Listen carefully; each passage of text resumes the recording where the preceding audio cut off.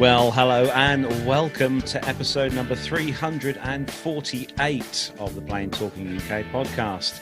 I'm Carlos, and in this week's show, a US carrier turns a profit. Yes, it's a true. And we celebrate International Civil Aviation Day, and one country asks its crews to wear nappies, aka diapers, on board. In the military, we salute Brigadier General Chuck Yeager, the first man to break the sound barrier, and a Super Hornet crew eject after a takeoff roll. Joining me this week, as always, in the PTUK Master Suite studios. And he's, safe to say, now a man who drives a car that's, well, not noisy. Yeah, not noisy. Matt Smith. That's the thing. Hello, everybody. Hello. Do you know, it feels like literally only 2 days ago since we did something very similar. It does, actually, yeah. We were doing this not so long ago, but it was in slightly more... chaotic fashion. Chaotic fashion, yeah. Oh, so how are you? How's that going?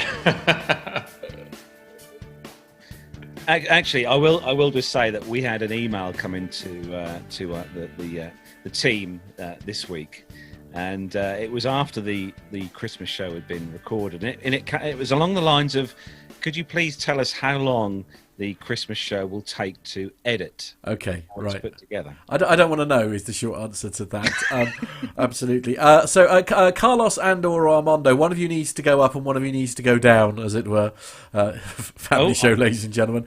I'll tell you what, Carlos, bring your levels up a bit. You want me to go up a little bit? Yeah, absolutely. We'll go up a little That's the bit. trouble when we start in a bit of a hurry, isn't it? We should have done a sound check before we started. But there we go. Is that better? We'll see.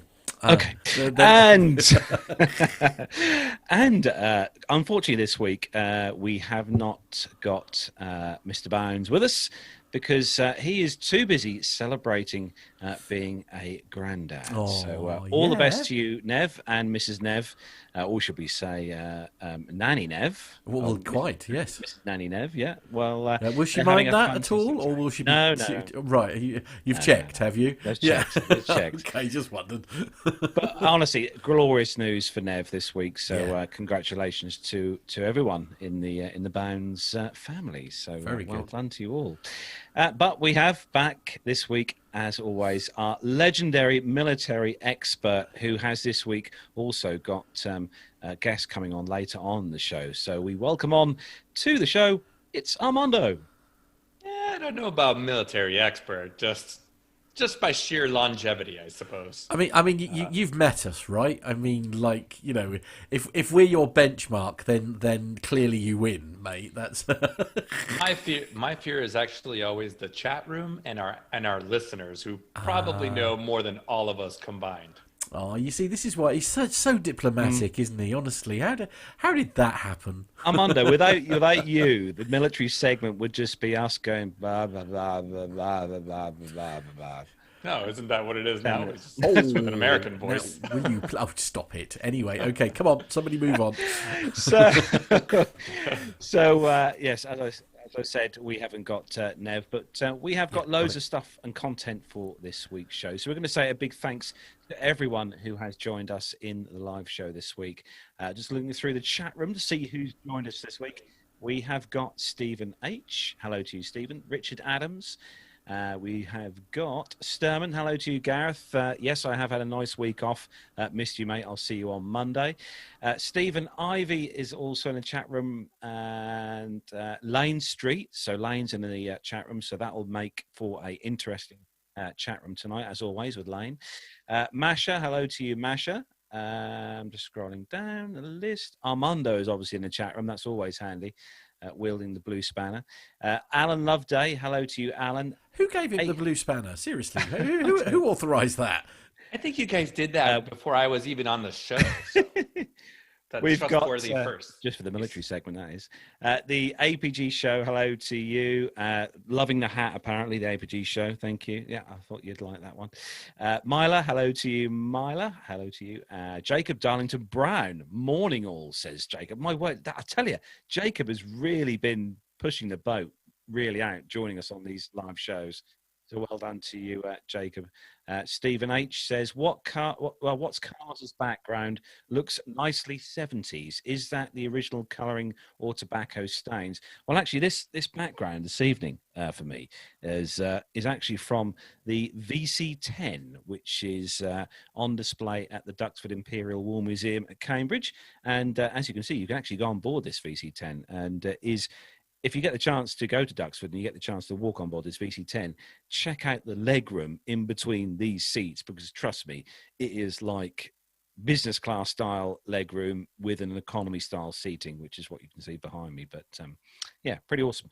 Don't forget as well, if you listen to the show as an audio podcast and you fancy kind of zooming over to our YouTube page, don't forget to hit the subscribe button and bell icon, which is right next to it, to be notified when we go live and record, like as we are now, because we'd love to have you with us in the chat room. So just look us up on YouTube. So allthews.youtube.com/Plain Talking UK, and you can be as Lane, keeping him in check, because we like to keep an eye on Lane, don't we, guys? What, just Lane in the chat room? Is there?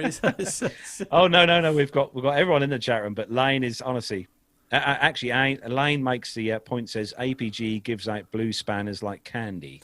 Right, I know, but they're also very busy. To be fair, I mean, it's, you know, in their defence, it is one of those things. I've got a lovely photograph that I'm trying to pop up, but I've got some technical issues here as we were talking about Lane, so we may come back to it if I can get the stupid thing to work. What the technical issues are due to Lane, or is that yeah, probably that'll be what it is. Just bear with me a moment. Actually, I just got to quickly, Armando, have you been flying this week at all? I can't talk right now. Oh, yeah, okay, and yeah. Now I don't know quite what's happened. You see, Armando sent me a photo just a couple of moments ago. He's barking and mad. That's exactly that's what it looked like a couple of moments ago. Two very sleepy dogs, and all of a sudden, well, what did you do, Armando? We have to ask questions now. There we go. Anyway, our dogs, every time there's a police or fire service siren, my beagle likes to match the tone. So right, okay, is that a thing? I mean, I don't know. Anybody out there with beagles or hounds or something like that? But clearly it is now. Anyway, I have to say, Armando, I love the pooches, but that display case is freaking awesome. I have to say. Oh, what, this one here? I want that display case. Yeah, hang on, just give me a second. If I could have that here now, I'd probably be divorced, but it would be there's a lot of clues in there for anybody that is an aviation and av geek, because there's some weird airplanes and some manuals that you can see what I've flown in the past. Oh dear! Right, come on, we're going to get in trouble in a minute. We are going to start the show, as we do each week, with our rundown of the weekly news from across the world and the UK. So, if all the team's ready, woohoo! Let's go. It.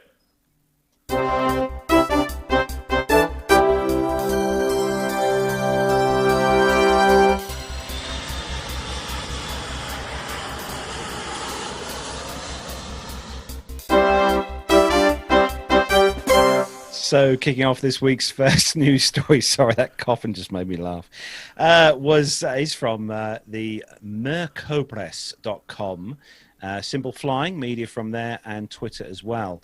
And it's good news for a change for the MAX. Wow, we've got some more good news for the MAX. So, headline, Boeing 737 MAX returns to commercial service on San Paulo to Porto Alegre flight. And bless you. Thank you very much. More than 20 months after it was grounded following the two deadly crashes, Boeing's 737 MAX returned to the skies on Wednesday for its first commercial flight. Low-cost airline GOL's Flight 4104 from San Paulo arrived safely, make a point of saying that word, in the southern city of Porto Alegre about 70 minutes after takeoff, using the revamped jet in a first that Boeing hopes will turn the page on a badly damaging crisis in the wake of the twin crashes. Most of the travellers on board the 88% booked flight, which had a capacity of 186 passengers, took little notice of the model number painted on the nose. Gull's crew, for their part, made no mention of the fact that it was the first commercial flight of the 737 MAX since its worldwide grounding back in March 2019. Gull said it was fully confident in the safety upgrades and expanded pilot training program implemented by Boeing as part of aviation's regulators' conditions to recertify the plane. For the past 20 months, we have been carrying out, he said, the most intensive safety review in the history of commercial aviation, Gull's Vice President for Operations, Celso Ferreira, said in a statement. Safety comes first and foremost, he said. A Gull's spokesman said that any passenger who did not feel comfortable flying on the 737 MAX would be allowed to reschedule at no cost for up to 12 months from the date of purchase. In the US, American Airlines has operated the 737 MAX with passengers. However, these were not commercial flights, but rather carried employees and media personnel. So good news then, guys. The MAX has returned back to service. I have to say, and we've said this before on the show, and I'm pretty sure that all of us agreed that given the choice or chance to, I'd quite happily go on a MAX now, personally. Yeah, I mean, I've said before, even as a nervous flyer, it's like there's been that. I mean, you'd like to think that every single I has been dotted and T crossed to ensure that, because no airline is going to be able to handle this again, is there? If something like this happens. So yeah, hopefully that is the end of it, isn't it? And we can sort of. Armando, for you? Well, I think that's exactly what we thought was going to happen. Was a plane load of people were going to get on there and completely not realize that they were flying a MAX. I think only a few of us will actually ever notice or want to notice if we're flying the MAX or not. But to be honest, sometimes I can't even tell the difference. If you get on a 737-800 or an NG or something like that, most people can't tell the difference between those airplanes. Now, one of the pictures that I was sharing with everyone there, which I'm just going to try and describe for the listeners. The interior looks fantastic. It's got the overhead cabin bins open. But the one thing that jumps at me in that photograph is how narrow that aisle is. Is that? Yeah. It just looks very narrow to me. I'm sure it's just. I don't know. Perhaps it's the perspective of where the image is being taken, but it just looks, to me, it just looks really narrow. I think it's deceptive, the picture. I think that the picture it's obviously been taken with an iPhone, and it's deceptive. What's that got to do with the price of it? Okay, anyway, moving on to the next story. I'm not even going to give you the opportunity to comment further on that one. Story number 2 is in a year, let's be honest, that's been a bit disastrous for aviation. We're sharing some good news, actually, new routes and bases from the UK, which, given what's sort of just around the corner for us Brits, is doubly exciting, really. So we'll start with Wizz Air. Wizz Air has revealed that Cardiff will be its next UK base, with one aircraft based 230-seat A321, which is quite exciting. The Welsh airport, brand new in the Wizz network, will be its 4th UK base after Luton, Gatwick and Doncaster. It will be its 12th UK airport that it's serving, which is quite cool. It opens on the 26th of March, and Wizz Air will initially have 9 routes with a total of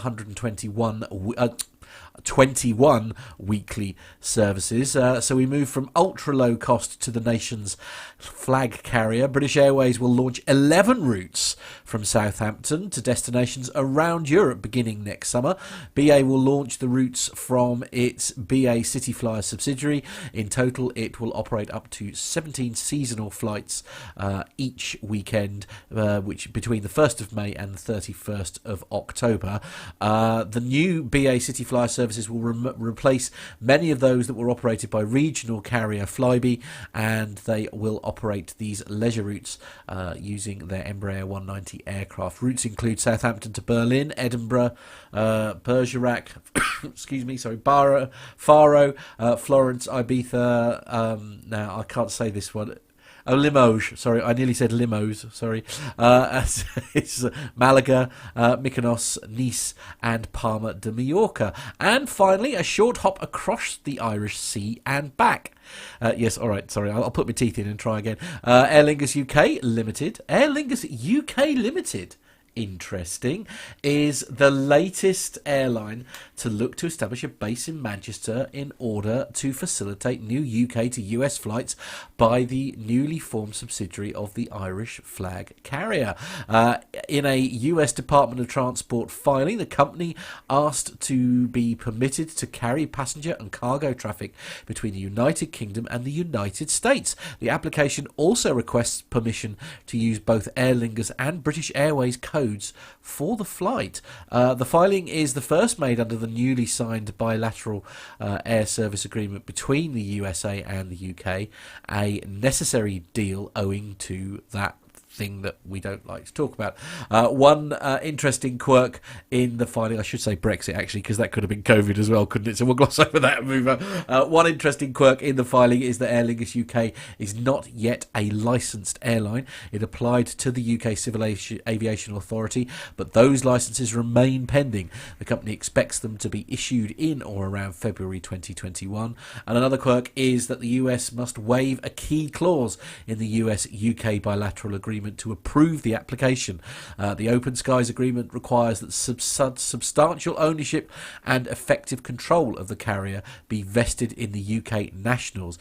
In this scenario, however, the ownership and control will remain squarely in Ireland. However, precedent has already been set by the US for this requirement being waived when all countries involved are Open Skies partners, so this is not likely to be an issue. So, I mean, in very strange times, let's say strange times, shall we? I think it's really good news to hear that there are some routes reopening, although I think, because obviously we covered a story a couple of weeks ago, was it last week or the week before, where Flybe might well be making a return. I mean, it does make you wonder what on earth their routes are going to be if the City Flyer routes are essentially picking up the slack, isn't it? Picking up the slack. I've just done a little bit of quick research, Matt, while you were doing that brace story. Yourselves, everyone. And, if I just booked me and you a flight from Cardiff to Larnaca next week. I mean, the fact that it will take us 5 or 6 hours to get to that airport is not okay. Well, we'll go to Cardiff anyway. We've got listeners listeners in Cardiff. Okay, so we're going to go. Me and Matt are going to go from Cardiff to Larnaca next weekend for a week, and but we're tight. We're very frugal. Have you asked Gemma? That's fine. Okay. We're only taking hand luggage. Lads. Hand luggage. How much do you reckon, Matt? Yeah, Me and you. We must. We've got to remember, obviously, your vanity case, because obviously there will be. Yeah, absolutely. Come on, have a quick guess, Matt. How much return flights? Me and you. Right, from Cardiff to Cardiff. Right. Okay. So I'm going to use the Norwich. I'm going to use the Norwich, sir, and say £320. No, you're miles out. Am I? Okay. Yeah, all right. It actually comes in for me and you, return flights from Cardiff to Larnaca, £183.96. Is that each? That's for both of us. Oh. Yep. Oh, okay. And that's a return flight. We're not suddenly stranded in Mykonos. No, that is a return flight, but that is with only hand luggage. No, that's all right. Checked in. I only plan to wear shorts and t-shirt anyway. It'll be fine. It's surprising. It's quite cheap. Yeah, it's not bad. Absolutely. I mean, the fact that it'll cost us £80 to get to Cardiff and back is neither here nor there. A small detail. Anyway, on to the next story. Armando, that is with you. Yeah, so this next story, speaking of the landscape looking a little bit different over there in Europe, this year, MESA Airlines ended its fiscal year on September 30th, 2020, and recorded a net income of $11.3 million in its fourth quarter, while recording a net income of $27 million for the fiscal year. However, this was below the $47.5 million net income the airline recorded in 2019. The airline attributed this to reduced flying due to the ongoing crisis, which meant reduced revenues. MESA's business has been somewhat insulated during the pandemic because it has capacity purchase agreements to operate flights for United Airlines and American Airlines, for which those carriers already make fixed monthly payments. So operationally, MESA noted that it ran a 99.9% controllable completion factor, total completion factor, including weather-related cancellations, close-in capacity reductions due to reduced demand. Other uncontrollable cancellations clocked in at 94.8%, which is exceptionally high. In November, MESA Airlines reached an agreement with American Airlines to operate an additional 40 CRJ-900s for a 5-year term. This is under the American Eagle banner. So this year, MESA also started to diversify, as we talked about in previous episode, as it commenced cargo operations for DHL using 2 Boeing 737-400 freighters. They should be a reliable stream of revenue for the carrier moving forward. MESA also took on 10 new Embraer E175 aircraft, which will fly for United Airlines under United Express. And then lastly, MESA also entered into a $195 million loan with the U.S. Treasury, as well as receiving funds from the Payroll Support Program, which was part of that early relief package for airlines. So while this is good news for MESA Airlines, there are still many airline workers that have been furloughed or are out of work. From the beginning of the pandemic, we said that this was going to change the landscape, as we talked about in the previous story. Some airlines will win, some will lose out of this. And it seems that MESA, in addition to SkyWest and some other ones, I know my previous airline has actually opened, I believe, 6 new cities since I left just 2 months ago. So they're capitalizing on some of these smaller destinations that the majors are not servicing anymore. I mean, I suppose I suppose you could argue, given the way that this is, you know, I mean, they've made a profit based on the fact that they had the common sense to have fixed payment terms, if you like, in place beforehand. So ironically, the airlines that are directly involved are still making massive losses. It's just because of the deal that MESA essentially has got with the legacy carriers, essentially, is the only reason why they're sort of doing okay, presumably. Yeah, that's it. And there's it just goes to each airline's operating strategy and their business strategy, and in different circumstances that can be more resilient than other strategies. And in this case, MESA's hedging their bets of operating for these 2 airlines has paid off. Yeah, very much so. John will also be very impressed at the fact that something that we discussed during our meeting, I actually remembered and was able to share with you as part of the thing. So, he'll be very impressed by that, no doubt. Anyway. I will address one thing. Stephen Ivy in the chat room says, yeah, it helps when your pay is very low. I will add that for sure, that I left my airline for a reason, and they have taken a 65% pay cut for captain upgrades.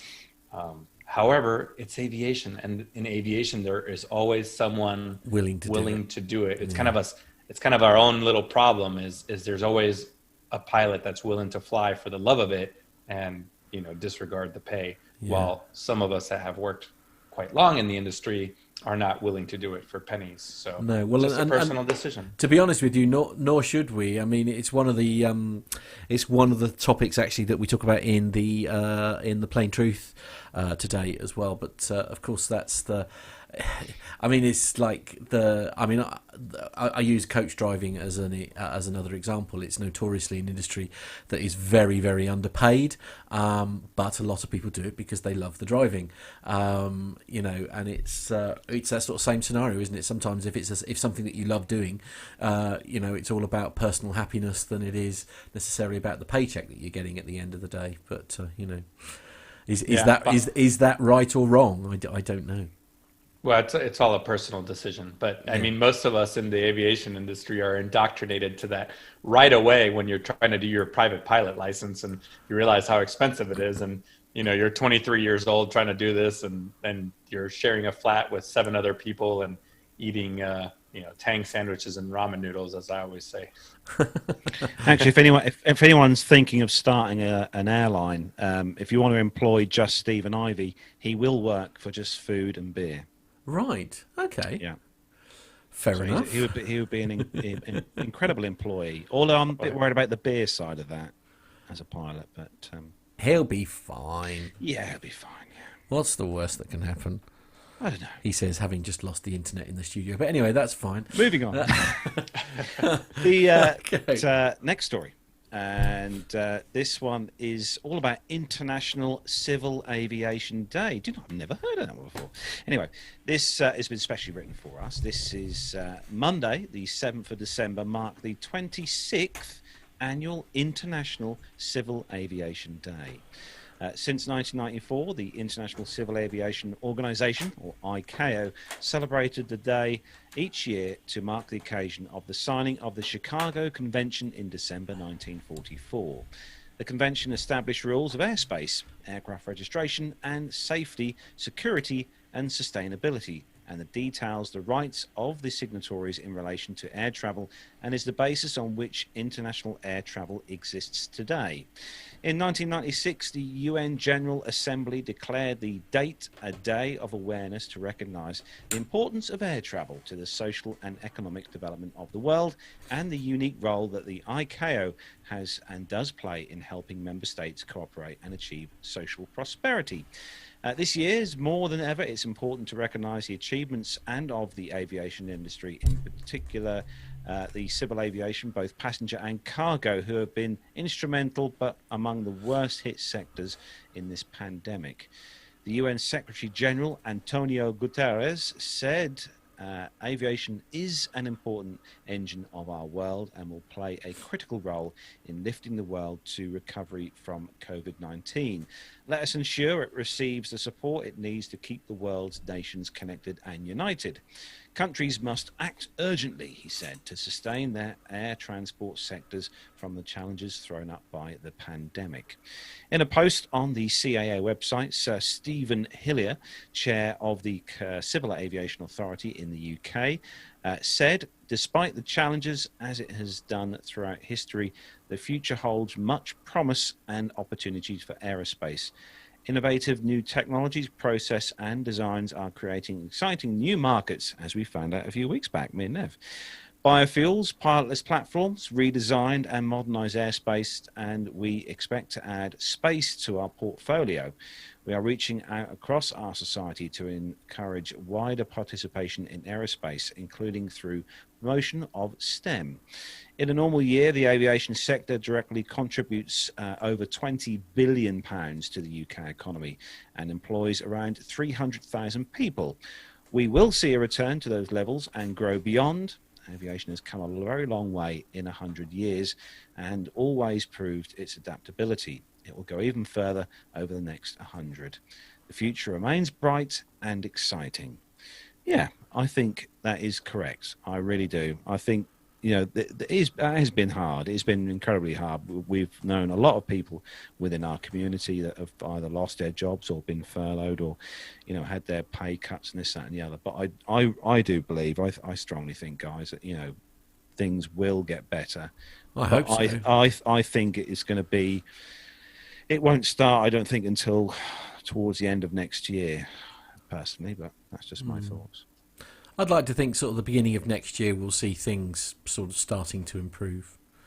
I think we'll see certainly existing crews and you know, some of those that have perhaps were on sort of temporary contracts that we know, or not temporary contracts, what's the word, where they're on like a self-employed basis. I'd like to think some of those sort of early part of next year will start being re-employed again so that they can go back to doing what they love doing. But yeah. Hopefully, yeah. The chat room think I'm doing subliminal advertising. I don't know why. Yeah, subtle as a sledgehammer as always, Carlos. Yeah. So now we've got a little video that I'm going to share with you, and it is on this very subject.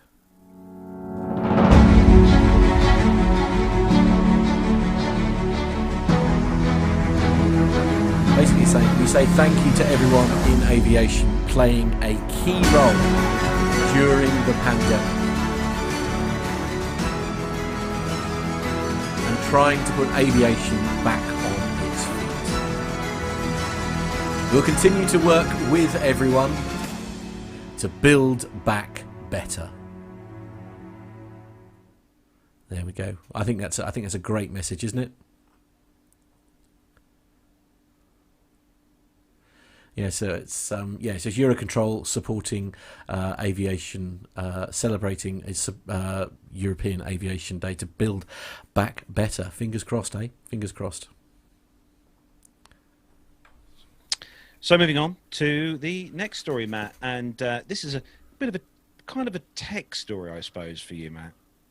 Well, I mean, tech in the loosest possible terms. In fact, we've covered sort of similar stories, I think, haven't we? With certainly from a security aspect, but I have to confess, I think this is one of the first times this has been used directly by an airline. So the headline is Air Canada becomes first Canadian airline to offer optional biometric boarding for flights departing the US to Canada. So Air Canada said today that it is the first Canadian airline to offer its customers the safety and convenience of a new boarding option utilising facial biometrics. The technology is now available for customers departing San Francisco International Airport, with plans to progressively roll it out to customers at other US airports where the airline operates. Andrew Yu, the Vice President of Product at Air Canada, said customers have told us that they value streamlined processes, and we continue to evaluate and assess additional touchless initiatives to further advance safe and secure travel while enhancing the overall travel experience.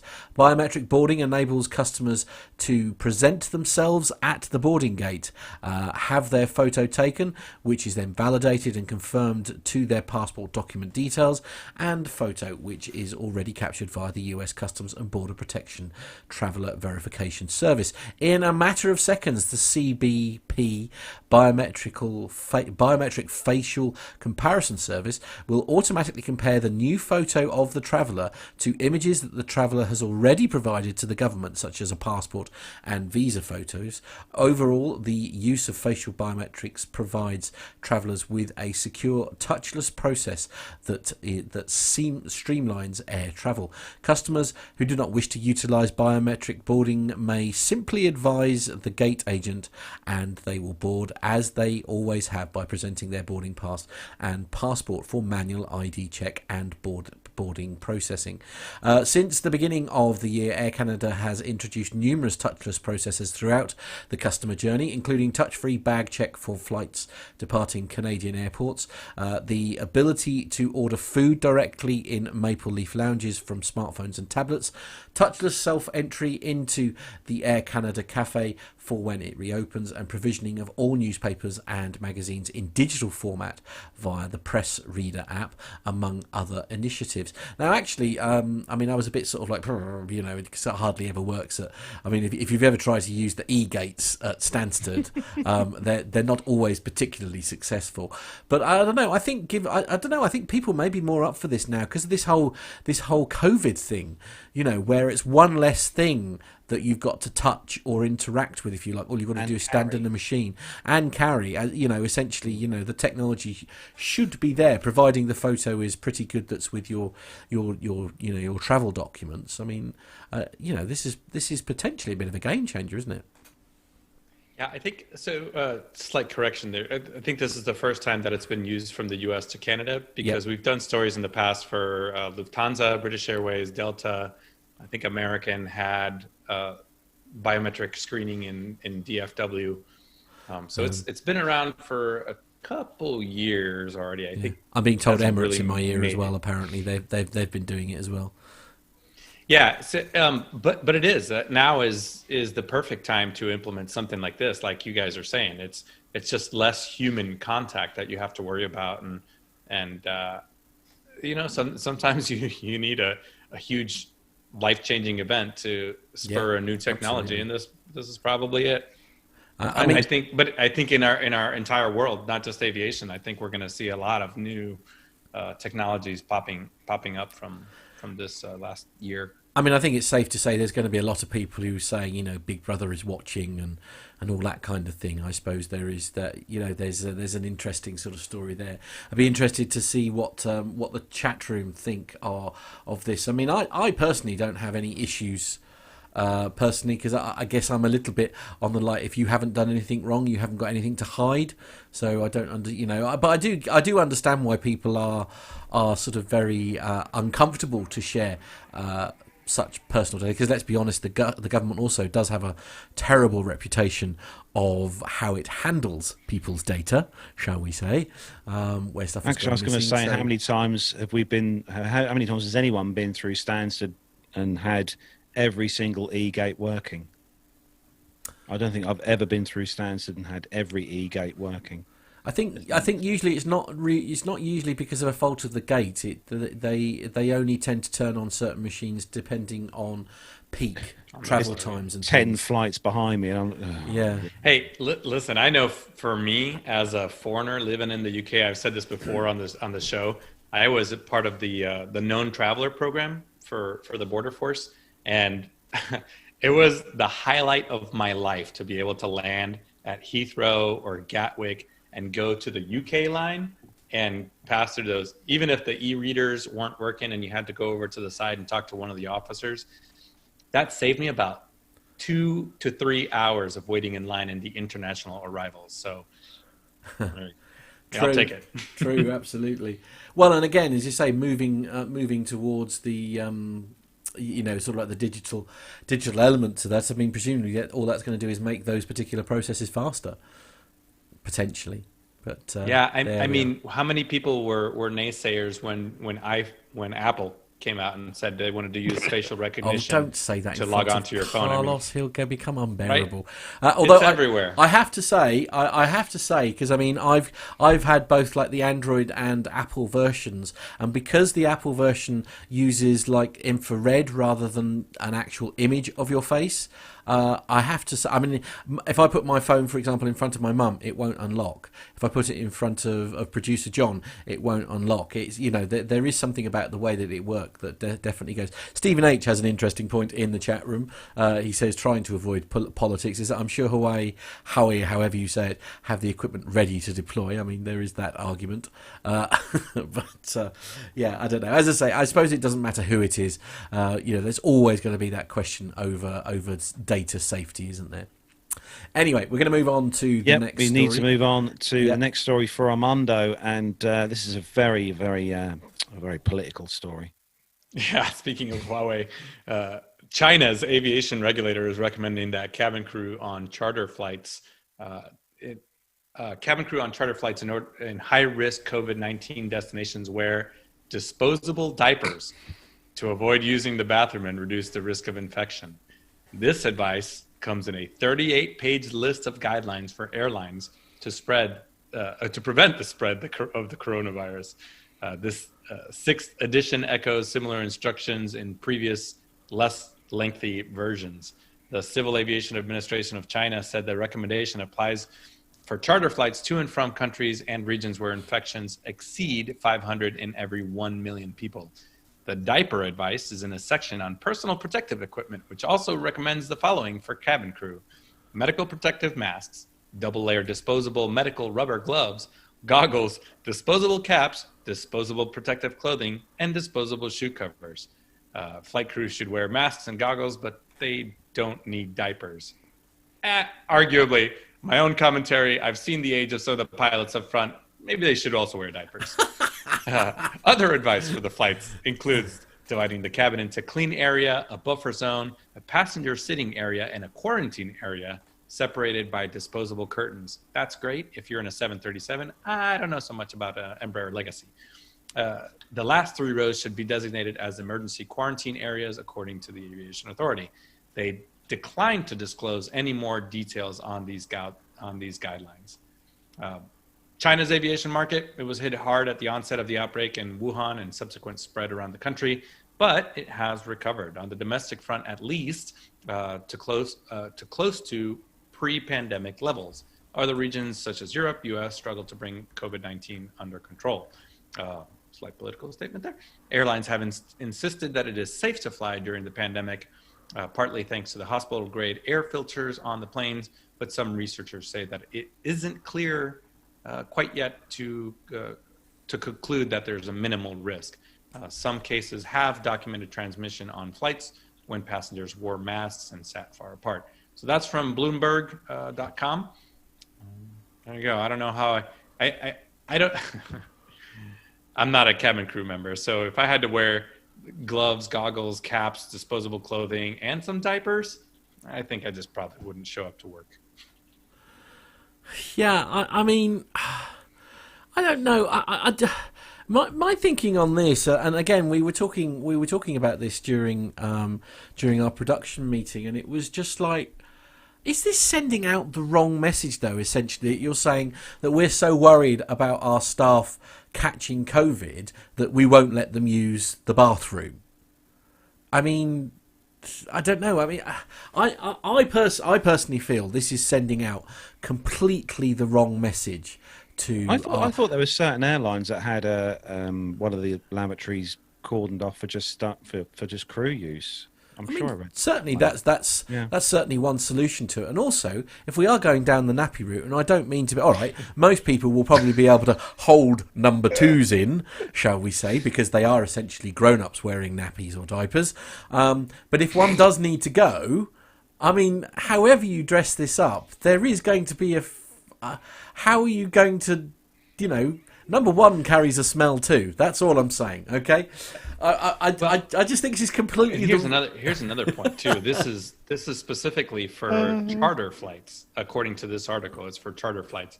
I guarantee you that some of the clients that are chartering these aircraft to travel from China to these destinations are not going to be too pleased to see their cabin crew or their pilots wearing all this stuff.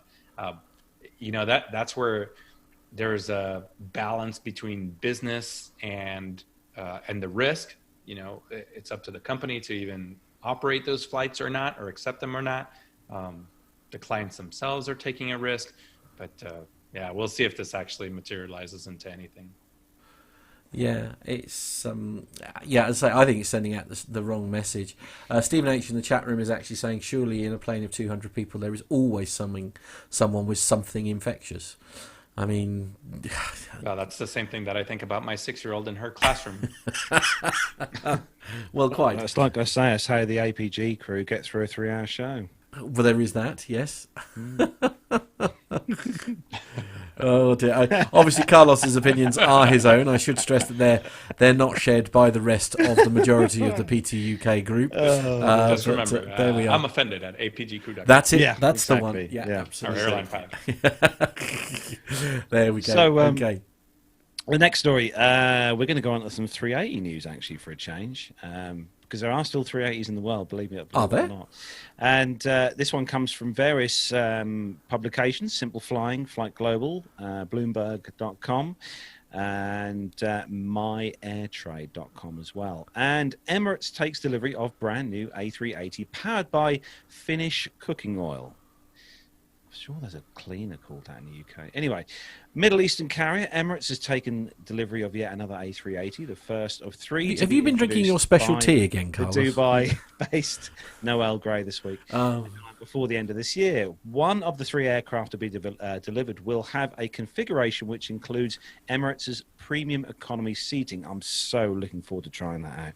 The latest aircraft, Alpha 6 Echo Victor Lima, departed Airbus's Hamburg Enkhuizen facility on the 4th of December and arrived in Dubai early the following day.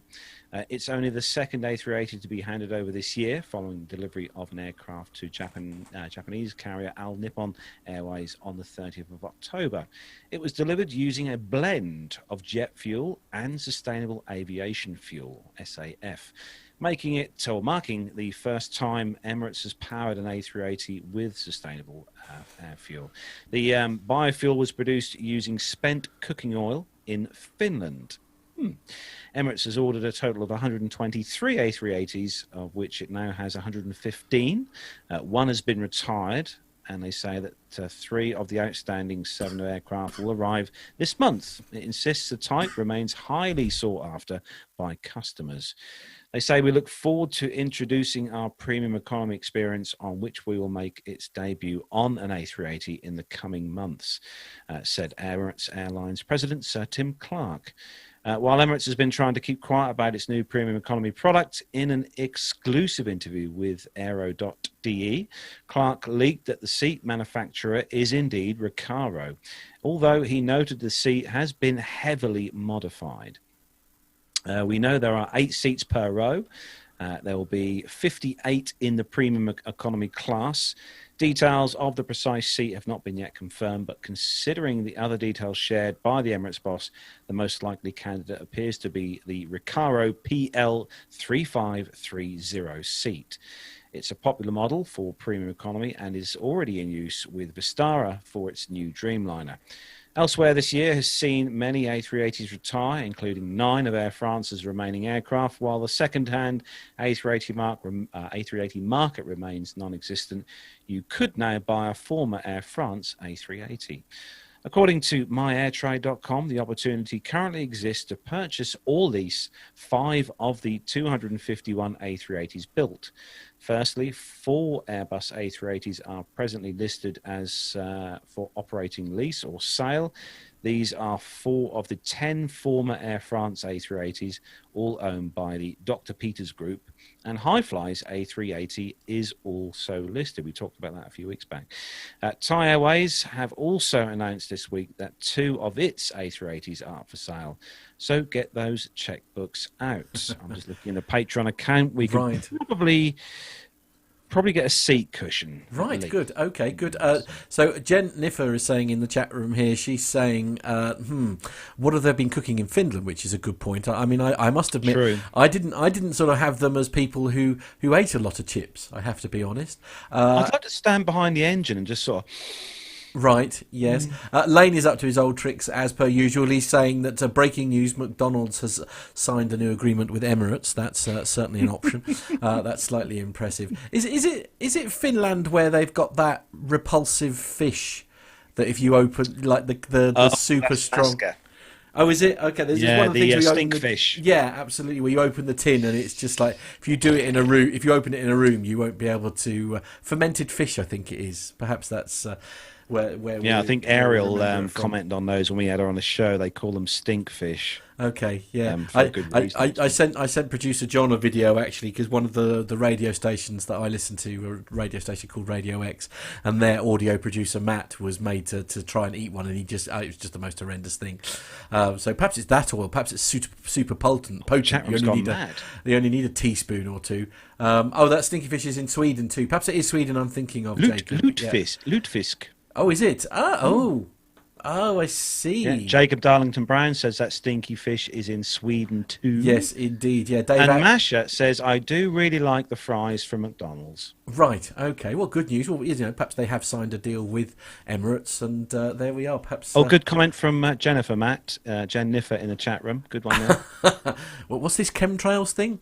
Anyway. Chemtrails that smell like fish and chips. I mean, that's not a bad smell, I've got to be honest. I mean, I like Actually, Stephen H., before we move on, Stephen H. asked a good question. How many portions to fly 1 kilometre in an A380? Good point. I don't know. Place bets now. I'll tell you what. We'll leave it with producer John to try and work out how many portions of fish and chips it would take in order to. Right. Okay. Oh, sorry. Apparently he's trying to do the Christmas show. Never mind. Right. Okay. Poor bugger. He's still on the first 5 minutes of the Christmas show. Right. Okay. Well, Al alone is going to take about 3 days of editing. Right. Yes. Yeah, there were a couple of moments, certainly, that was quite special. Yes, absolutely. Mila's saying it's Sweden as well. I've got the wrong country. I take it all back. I take it all back. Sweden. Okay, right. Who's got the next story then? It would be me. Excellent. So, in the Christmas spirit, Finnair is selling virtual flights to see Santa. Finnair's virtual reality flights start on December 25th and are available for just €10 per person, with profits going to UNICEF's fund to help children adversely impacted by the COVID-19 pandemic. But as well as being a brilliant way for children to fly on Santa's official airline and meet the man himself, these flights are an ideal showcase for how the travel industry could use new technology to enrich people's travel experiences. So this pandemic has accelerated interest in virtual reality, but a lack of quality mainstream content has meant a slow adoption beyond gaming. Finnair is now introducing special Santa flights that build on previous work, showcasing Airbus A350 cabins at industry events and helping to make travel more accessible and fun, despite all the travel restrictions. Finnair's first ever virtual reality flight has been developed in conjunction with Zoan, a Finnish VR studio using Unreal Engine. This is the same 3D graphics platform that is usually used in the creation of the very best video games. For Laura Olin, Zone's chief operating officer, she said that the most important thing when working with Finnair was ensuring that it was made available and accessible to as many people as possible. Of course, most people don't have VR headsets, so Finnair VR Flight is browser-based. It'll offer a 360-degree view, so you can look around your seat at all times, but you can use your computer, your phone, or a headset, or you can utilize a browser if you have one. Customers who take the Finnair VR Flight will see the results from their virtual seat in Finnair's Nordic business class. They'll spend about 30 minutes flying beneath the northern lights, enjoying festive soundscapes, decorations, and refreshments served up by the virtual cabin crew before landing in the town of Rovaniemi to see Santa's workshop. That is Santa's unofficial home. The VR flight will be packed full of surprises, and participants might even see familiar festive characters sharing their journey in one of the other seats. Aww. So I actually looked this up on Finnair's website, and like they said, it is accessible from just a computer. You don't need a VR headset. And for €10 on the 25th of December, we're just going to be sitting at home. Maybe we'll put this up on the big screen. Yeah, I mean, do you know what? In fact, actually, John got me a VR headset a couple of years back, actually, that I quite often watch like 3D movies on and stuff when I'm like just to watch, like when I'm on my own, and sort of, because it's great, because it's one of those things where the lights go out and you put your phone in it to do the VR thing. Absolutely brilliant. Mm-hmm. I might actually treat myself to a bit of a to this and see what it's actually like, but I'm being told that apparently I've got a video, but I can't find it. Hopefully. Okay, all right. Last year, or maybe it was earlier this year, I don't know, time doesn't matter anymore, but I know we were talking about 2020, huh? Yeah, sometime in this millennia, we were talking about what our favorite experiences were in aviation, and for me, one of those, I believe I said, was being able to see the Northern Lights. Yeah, absolutely.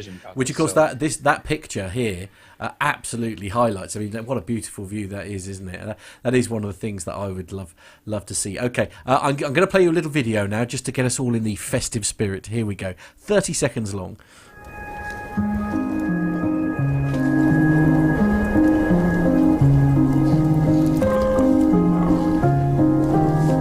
So he spends his summers in peace and quiet, remembering old adventures with friends. Santa Claus is on screen at the moment. When it's time to get back to work, the world's most trusted traveller knows where to go.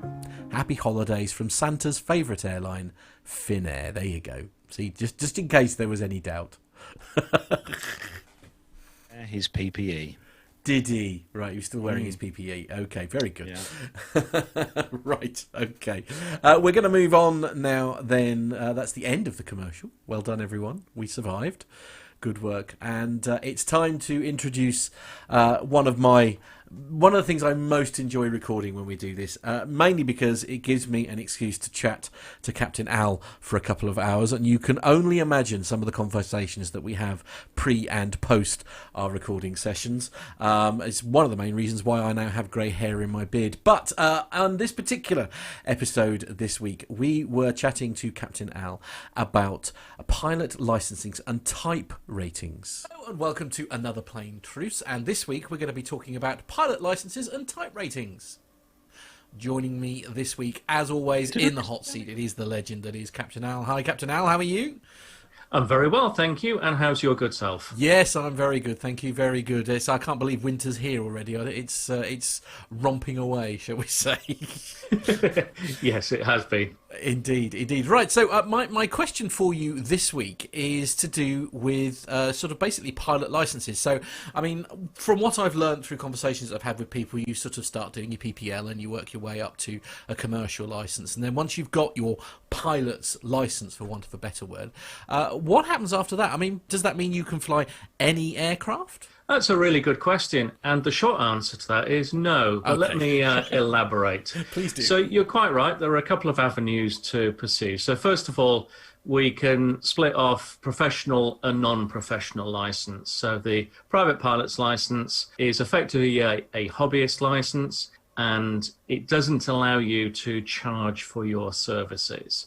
So you need to go down the professional pilot's route for that. And here in Europe, that would be studying for the airline transport pilot's license. And initially, your qualification is frozen. So you've done all the theoretical exams. You just need the practical experience to be the commander of a transport aircraft.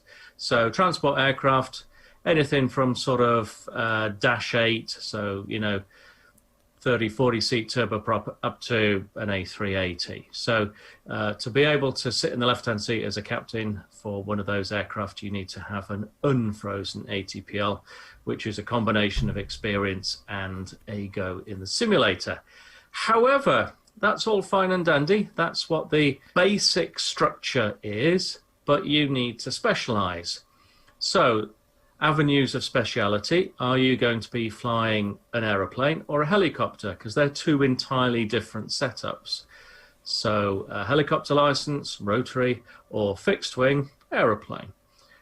Then you need to look at the specifics. So if an aircraft is above a certain weight, then you will need to complete a type rating course, which is very specific information associated with that aeroplane. So for example, the Boeing 737, Dash 8, A320 all have their own type ratings, because you cannot go and fly one of those aeroplanes unless you've done this add-on training, the type rating. So how do you go about that? Well, the type rating course is quite expensive actually, because there's three aspects to it. There is the classroom study, which is usually done by e-learning these days. So that's learning about all of the systems, hydraulics, electrics, flight controls, etc.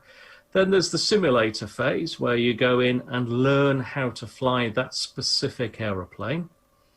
And then finally, if you've not flown an aircraft of this size before, you have to go and do what's called base training, which is that you'll actually go and take a real aeroplane and fly it around the circuit, doing practice landings, doing touch and goes, and you'll have to do those in the day and at night. And once you've completed all of that training, the aviation regulator will then allow you to fly that aircraft. So if you've done the type rating course for an A320, you can't just go and fly a 737 the next day. You've got to do the type rating course for that. And because the regulator wants you to be quite proficient in your knowledge of the aeroplane that you're flying, you can't have a whole pocket full of type ratings. They're very restricted. So, for example, you could have the A320, the A330 stroke A350, but what you can't have is current and available to be utilized on a day-by-day basis. The A320 and the 737, they're just too different. So that's how it all works. So with that in mind then, so as you say, you've completed your PPL, you've done your commercial, all that kind of thing. Is there a sort of a natural step where you would start, certainly as far as like commercial licenses and things are concerned? I mean, or does it depend on which airline that you're attached to as to how what route you go down? I mean, is there a plane that almost everyone is essentially type rated on? Okay, so light aircraft don't have a type rating. So the PA-28 that I took you up in, yes. It falls under a class category. So it's single engine piston. Right. So if you have that class on your license, you can fly a PA-28, a Cessna 150, Tobago, basically because they're all single engine piston. Then there are a couple of sort of bolt-ons, if you like. So if you have a retractable undercarriage or a variable speed propeller, these are little extras that you have to be signed off for. And there are a whole variety of licenses because, of course, as I mentioned to you, there's rotary, so helicopters, there's gliders, there's multi-engine piston, then there's land and sea, because obviously if you're going to go out and operate a seaplane, then there's a different category for that. And there's also balloons and airships. Oh, wow. Oh, wow. And they're still classed under the same thing, essentially. You still need a specific license in order to be able to have them airborne, essentially. Absolutely. So it does get slightly complicated. But to go back to your question, really, if someone is looking to progress themselves to become what we'll just class as an airline pilot, you can do it in one of two ways. You can do it modular, so you build your way up bit by bit, chunk by chunk, which is what a lot of people have done, myself included. Or you can basically go down the complete integrated path where you will do the training from beginning to end as an entire course. And some people will choose to do that and then tag onto it a university degree. So they will come out with a frozen airline transport pilot's license and a BSc in aviation management or something of that order. You mentioned about being associated with an airline. Sadly, there are very, very few airlines that will sponsor your training. So with almost no exceptions, that's all self-funded. Oh, wow. So, I mean, we're talking like stupid amounts of money then, essentially, to get to the position that between you've got to. 70 and 150,000 pounds, euros, dollars, it's all broadly the same. Wow, okay. In some respects, it almost explains to me why pilots are so passionate about their job, because essentially they've had to literally put everything into this in order to become what they want to become. Absolutely. I mean, there are people who have chosen to go down the integrated route. Obviously, there are lots of them, and those will be the sums of money that they've paid. For a lot of people, they're not in the position to be able to afford to do that, so they've had to go down the modular route, and that naturally tends to go into the flow of that you do some of your training and then you become an instructor, so you teach people how to fly for PPL and so forth, or maybe do some air taxi work or do some glider towing. Aerial survey work is quite popular these days. So, you know, all those nice Google Maps and stuff are quite often done by aircraft as well as by satellite imagery. And also there seems to be an awful lot of people who like throwing people out of aeroplanes as well. That seems to be a common amusement, shall we say, as part of parachute dumpers. Yeah, that's another one. I like it. Okay, I mean, just sort of getting back to what you were talking about. I mean, I know, for example, your the main aircraft that you've been flying is obviously the A320. So, does being type rated on the A320, does that mean that you can fly a range of aircraft, or is it only specifically that model? Or I mean, are there similarities between one aircraft and, you know, an Airbus product? I understand obviously it'd be very different going from Boeing to Airbus, but okay. So in the airliner world, things tend to be grouped into families. Okay. So the A320 family covers the A318, 319, 320, and 321. The 737 family, with a little bit of sort of additional training, covers you from the 737-200 all the way up to the -800 and the MAX with additional training. But it's all effectively one type rating, or those are two separate type ratings, if you see what I mean. But you get the family. So in the same way as if you have the A330 family, you also get the A350, because they're broadly the same aircraft. So that's from a regulatory point of view. An airline itself, for insurance reasons or safety management reasons, wouldn't just throw you in the aeroplane that you've never seen before and say, crack on, lad. Oh, God, so there will be some in-house training, but from the regulator's point of view, that they see enough commonality between the two. I mean, one of your favourite aeroplanes, the 757. Oof, right, yes. Is in the same family as the 767. So someone who flies the 75 can fly the 76 and vice versa. Even though one is like a wide body and one's a narrow body. Yes. Right. Yeah. So there are sufficient similarities for the regulator to say that it's close enough for us, because they know that the airlines will undertake additional training to cover the different types, if you like. Wow. Well, as always, Al, these are fascinating subjects. Thank you very much. You're most welcome. absolutely love those episodes, Matt. And I'll tell you, the effort that you guys put into those each week is legendary. Honestly, everyone I know, it's including my father, I will just say. Yeah, I can say, what episode's he up to now? He's waiting for this one to come out. Oh, is it? So, Right. Yeah. I did used to give him like the pre-attachment so he could look at the episodes before they get released on a Friday, get broadcast on Friday night. Honestly, it's not what you know, it's who, isn't it? Honestly. But the thing of it is now he's got his fancy TV now. You see, he watches us on his TV at home, so I make sure that he watches the show properly. Oh, is there problems with his TV aerial then? Is that what? No. He's loving having a smart TV. Honestly, Right, he's loving having a smart TV. Oh dear, never mind. Anyway, to those who have just joined us from Airshow World, we say a very good evening. Stu's obviously been doing his doing a little from the cutting room or the editing room this evening. So welcome aboard, everyone. And you've joined us just in time for what many would argue is the best part of the show. And for that, what we do is we hand things over to the legend that is Sir Armando. This is great. I love that they're receiving my payments, because every time that they come over at this time, it means that the viewership for the military goes up. Yeah. So, hey, I'll be looking for that raise next year, Carlos. Right. Okay. Yeah, I'm putting that through the books now, Armando. Yeah, you should have that in 2030. Oh, good. Well, as we were just talking about, you can easily just pay me in tea. Thai food, honestly. Yeah, we're going to put that right. Yorkshire tea, my friend. Because there's no history between the US and the UK with tea or anything like that. No, shall we gloss over that and move on? Just tell me to press the button and let's go. Let's do some military, Matt. Hit the button.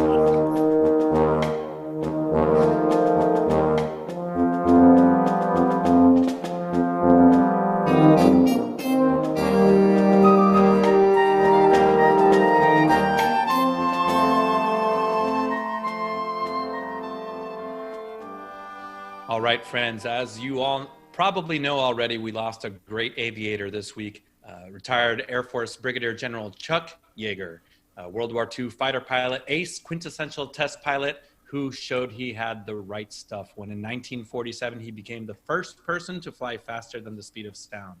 He has passed away at the age of 97. Yeager died on Monday. His wife, Victoria Yeager, said on his Twitter account. They mentioned, "It is with profound sorrow I must tell you that my life-loved General Chuck Yeager passed just before 9 p.m. Eastern Time. An incredible life, well-lived, America's greatest pilot, and a legacy of strength, adventure, and patriotism will be remembered forever." Yeager's death is a tremendous loss to our nation, according to NASA Administrator Jim Bridenstine. He said in a statement, General Yeager's pioneering and innovative spirit advanced America's abilities in the sky and set our nation's dreams soaring into the jet age and the space age. He said, "You don't concentrate on risks, you concentrate on results. No risk is too great to prevent the necessary job from getting done," according to him. So Yeager, from a small town in the hills of West Virginia, flew more than 60 years, including piloting an F-15 to nearly 1,000 miles per hour at Edwards Air Force Base on October 2002 at the age of 79. He said in his biography, his autobiography, "Living to a ripe old age is not an end in itself.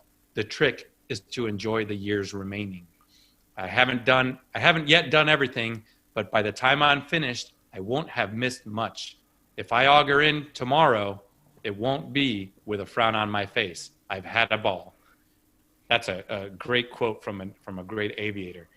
On October 14th, 1947, Yeager, who was a 24-year-old captain, pushed an orange bullet-shaped Bell X-1 rocket plane past 660 miles per hour to break the sound barrier, at that time, a daunting aviation milestone. He said in 1968, "Sure, I was apprehensive. When you're fooling around with something you don't know much about, there has to be apprehension, but you don't let that affect your job." That modest Chuck Yeager said in 1947 he could have gone even faster if the plane had carried a little bit more fuel. He said the ride was nice, just like riding in a fast car. Yeager nicknamed the rocket plane and all his other aircraft Glamorous Glennis for his first wife, who died in 1990. Yeager's feat was kept top secret for about a year when the world thought that the British had broken the sound barrier first.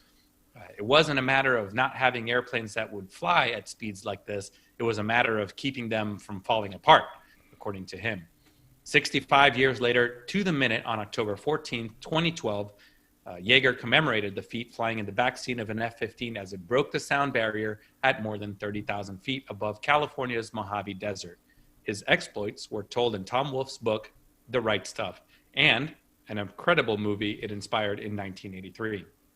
So Chuck Yeager was born in 1923 in Myra, a tiny community on the Mud River in a deep Appalachian hollow about 40 miles southwest of Charleston.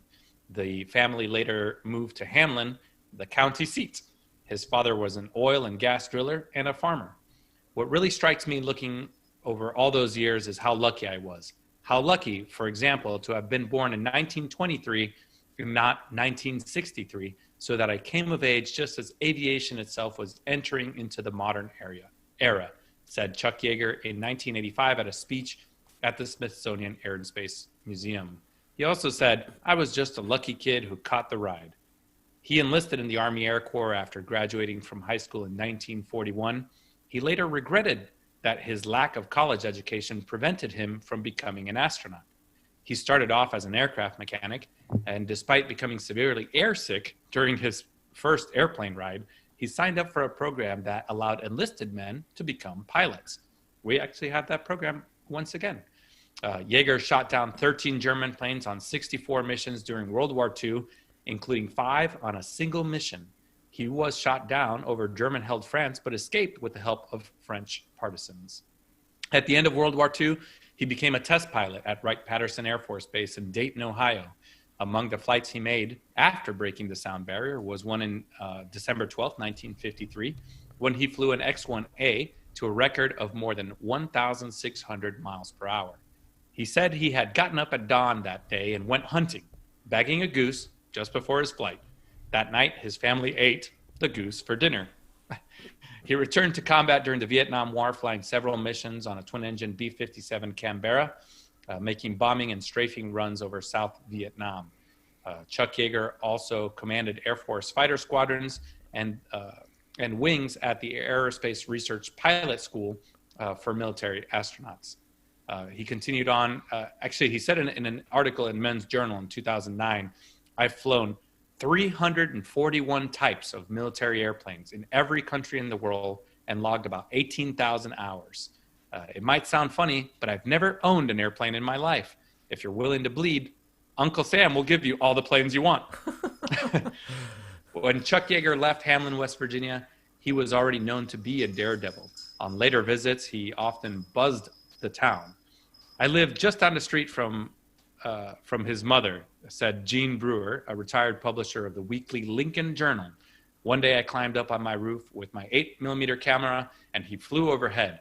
I thought he was going to take me off the roof. You can see the treetops in the bottom of the pictures." Chuck Yeager flew an F-80 under Charleston Bridge at 450 miles per hour in 1948, according to newspaper accounts. When he was asked to repeat the feat for photographers, Yeager replied, "You should never strafe the same place twice because the gunners will be waiting for you." Yeager never forgot his roots, and West Virginia named bridges, schools, and Charleston's airport are all named after him. "My beginnings back in West Virginia tell who I am to this day," he wrote. "My accomplishments as a test pilot tell more about luck, happenstance, and a person's destiny. But the guy who broke the sound barrier was the kid who swam the Mud River with a swiped watermelon or shot the head off a squirrel before going to school." Yeager was awarded the Silver Star, the Distinguished Flying Cross, the Bronze Star, the Air Medal, and a Purple Heart. President Harry S. Truman awarded him the Collier Air Trophy in December 1948 for his breaking of the sound barrier. He also received the Presidential Medal of Freedom in 1985. Chuck Yeager retired from the Air Force in 1975 and moved to a ranch in Cedar Ridge in Northern California, where he continued working as a consultant to the Air Force and the Northrop Corporation and became well known to younger generations as a television pitchman for automotive parts and heat pumps. He married the Glennis Dickhouse of Oroville, California in 1945 She died of cancer December 1990. They had 4 children, Donald, Michael, Sharon, and Susan. And in 2003, he married Victoria D'Angelo. So blue skies and tailwinds to General Chuck Yeager, just an absolute legend in aviation. Actually, I saw some video of him, Armando, not from too long ago, and he was actually quite an active guy, really. You know, right up until, you know, when he passed away, he wasn't like sitting there, kind of, you know, doing nothing. He was getting out and about. The videos that I saw of him. Yeah, and that's the kind of person that I hope I am at the age of 80 and 90. And I know some of my local pilots. I don't know. Maybe there's a link between aviation and being cognitively sprightly at that age. But I know some pilots that are just, man, they just have it together at some more advanced ages, let's say. Maybe it's all about the brain activity, isn't it?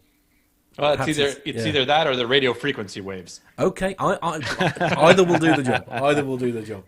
Anyway, a lovely tribute there. Thank you, Armando. Yeah, very nice. Very well done. Next story is comes to us from thedrive.com, and actually this was sent in to us from a few listeners, Ray Davis as well being one of them over in Australia, so thanks to you, Ray. And this one is a crew ejecting from an Australian Super Hornet after an aborted takeoff. For those of you who've seen the video, this is quite interesting, actually. 2 Royal Australian Air Force aviators ejected safely from their FA-18F Super Hornet fighter jet after an aborted takeoff at RAAF base Amberley this week. The video and photos of the incident show the jet came off the runway and seemed to have ended up with some damage to its nose gear. The Super Hornet, which some sources have identified as serial number Alpha 44-223, was preparing to depart Amberley on a north-south axis on the afternoon of the 8th of December, local time, when the accident occurred. It was reportedly the 3rd aircraft within a group of around 7 jets that were leaving for a training exercise. The Australian Department of Defence confirmed that both of the crew members were safe and that no other personnel were involved in the incident. The video shows the Super Hornet, which wears the markings of the Royal Australian Air Force's No. 6 Squadron on its tail, carrying an AIM-120 air-to-air missile underneath each wing, as well as a single AIM-9X, an air combat manoeuvring instrumentation pod, in addition to 2 external fuel tanks. But it's not clear from the footage if the missiles were live.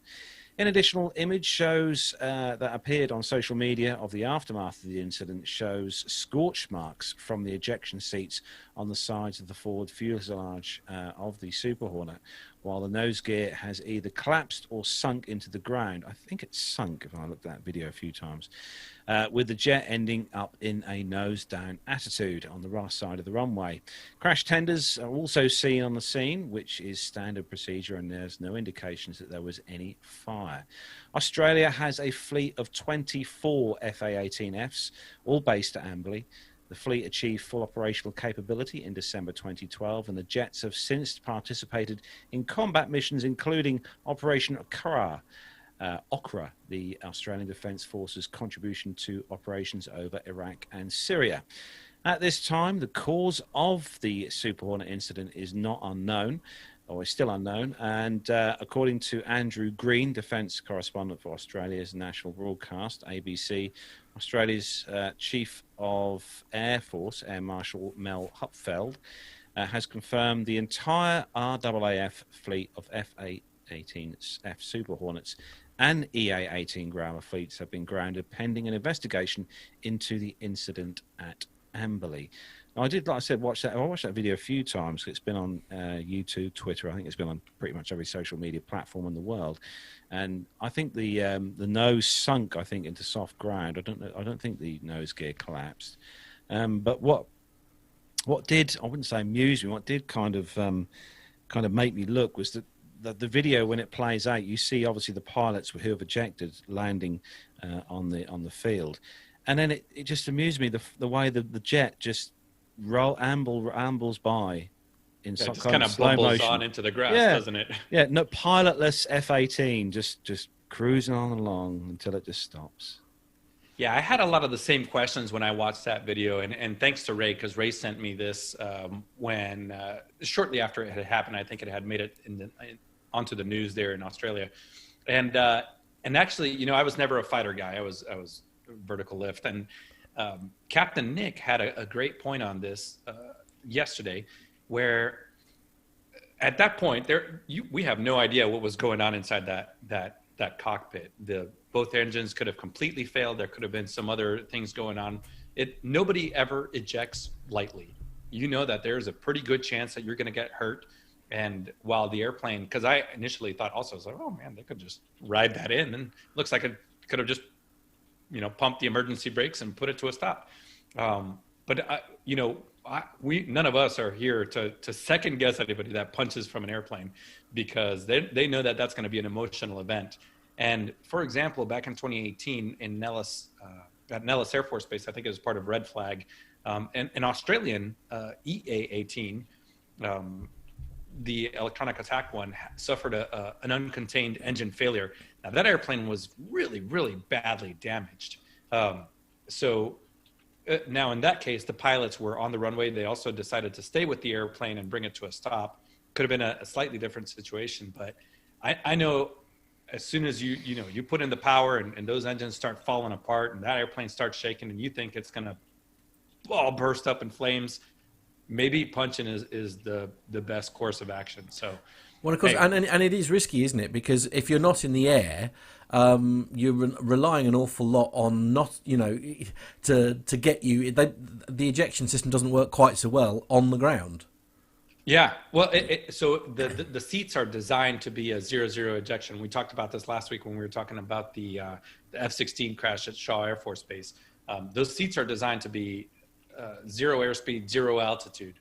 However, what we don't see is the beginning of the video is how fast were they going. If they got some smash going down that runway and there's some kind of engine failure that could have damaged the hydraulic system, then you may not even have auxiliary brakes or emergency brakes.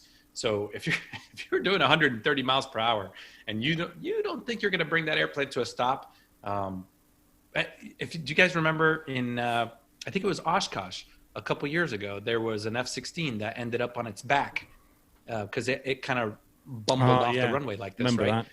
Yeah. Now in that case, I think one crew was injured, the other one was fine, but for me that's terrifying, to be stuck in an airplane upside down waiting a couple hours for a crane to come over and flip us back over.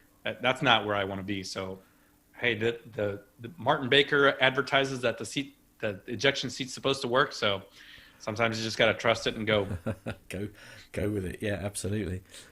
Actually, it's worth noting as well, the video came from ABC News Australia for that. Indeed. We played out. Yeah. Absolutely. Make sure you search. Details will be in the show notes if you want to take a look at that video. If you're listening to the audio version of the show, many thank you for downloading our original format, which is, of course, the podcast. So next story for you, Armando, and there's a bit of thieving going on. Yeah, this is a really interesting one because I actually didn't even know this airplane existed. So this one's from Business Insider, and somebody broke into Russia's Doomsday plane and stole a bunch of radios. According to them, unidentified person stole equipment from an IL-80 Max Dome. Russian media outlet RIA Novosti reported on December 7th. According to the Russian state-owned news agency, the aircraft was undergoing maintenance at Taganrog Yuzhny airfield in the Rostov region when the morning activities on the IL-80 highlighted signs of a break-in in the cargo hatch. Subsequent investigation revealed that the radio equipment, described as 39 radio stations, were missing from the airplane. The aircraft operations engineer said that the tank was, I assume that's the unit, was replacing the lubricant on the landing gear rods. According to him, all onboard instruments were in place at the time of aircraft acceptance. After the completion of the work, the main entrance, the cargo compartment hatch, 3 emergency exits were all sealed. The last time they were examined was on November 26th. All the seals were intact. That's according to the BBC Russian service. A military expert reserve Colonel Andrei Koshkin said to a news outlet that the theft may involve people who actually work directly at the facility. It is possible that the preparatory information that would ensure the execution of this crime was collected from the lips of those who directly worked there. The colonel stressed that this was a planned operation. He noted that such cases occur, but then investigations are carried out.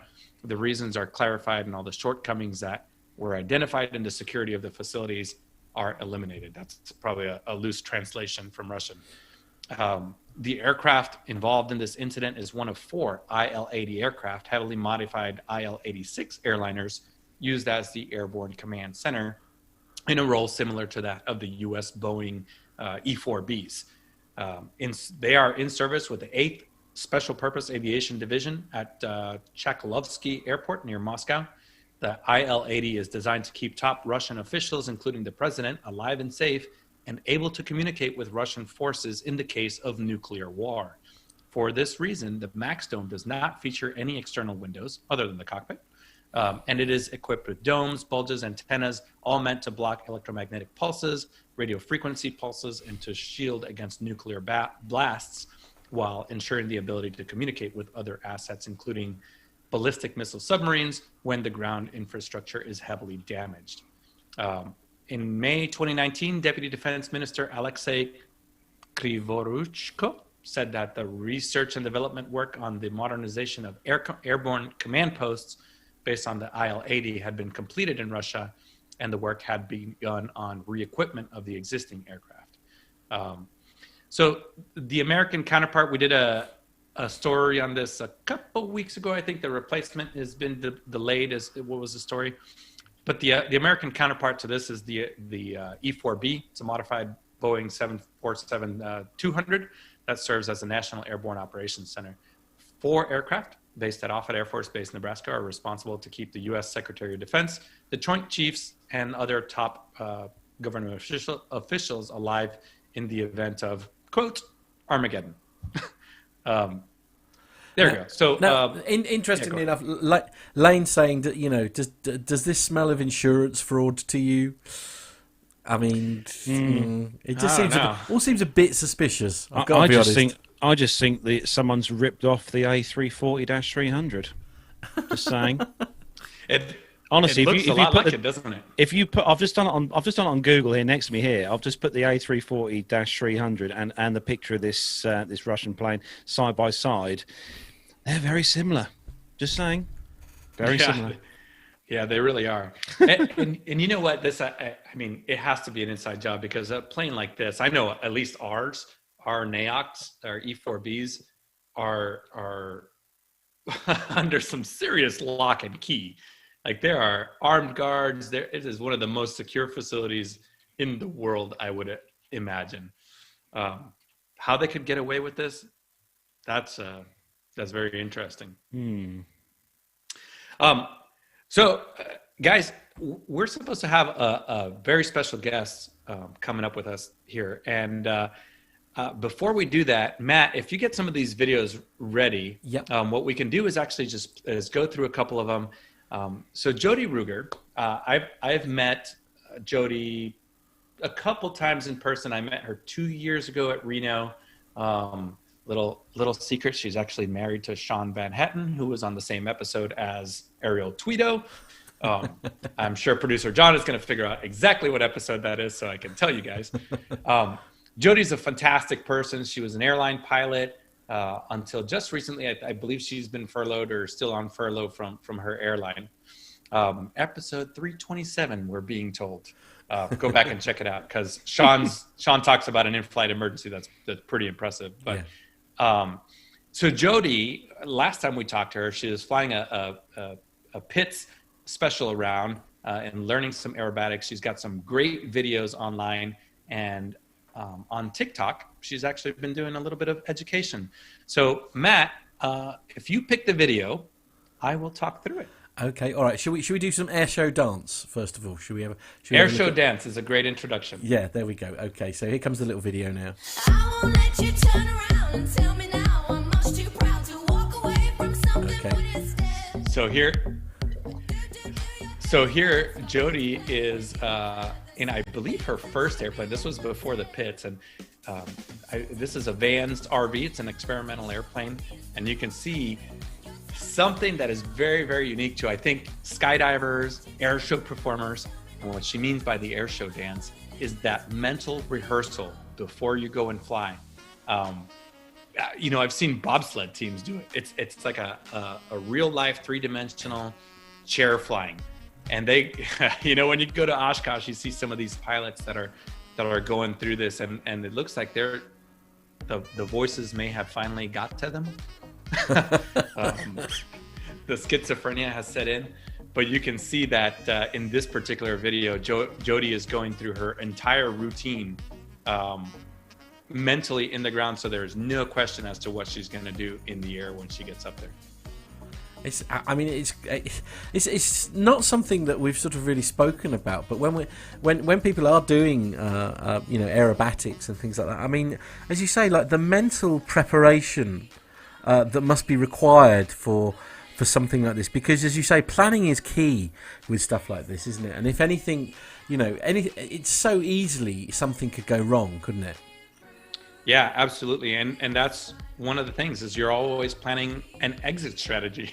Yeah.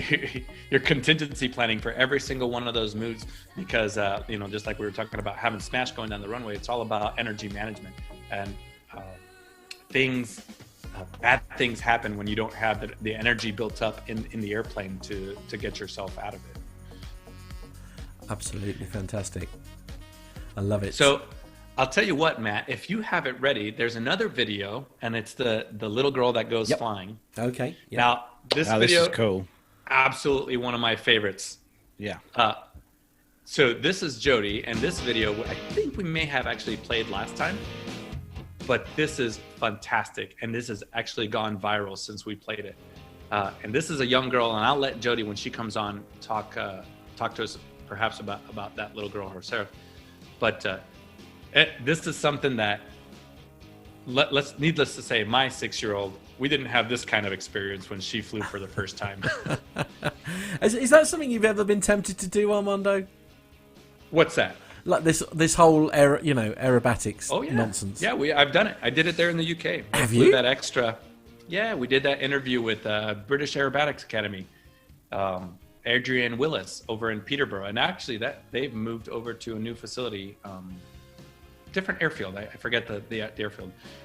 They were at Conington, I believe, but they actually do rides. So anybody in the UK, you can contact them, British Aviation Academy, Aerobatics Academy, and they'll take you up for, they say 30 minutes. You probably won't last 15. Yeah, or me. But yeah, you can see in this video, this little girl is just having a blast, and Jodi is taking her through some aileron rolls and some loops and some barrel rolls. Yeah, this kid seriously loves, because I mean, most kids, I think most kids would be scared out of their wit, but this girl, little girl on here, this is what I loved about the video. She absolutely loves every minute of what's going on here. Yeah, Richard Adams is actually saying that I bet that little girl is going to be at Reno one day, and I suspect he's probably right. Yeah, as you say, joy on her face. I hope she will be at Reno, and I hope she's in the cockpit of one of the airplanes. Absolutely. And producer John, I think it was episode 260. Yep, 260, and that's the episode that you can go back and look at. And there's a great, actually great onboard video from that and some of the pilots there.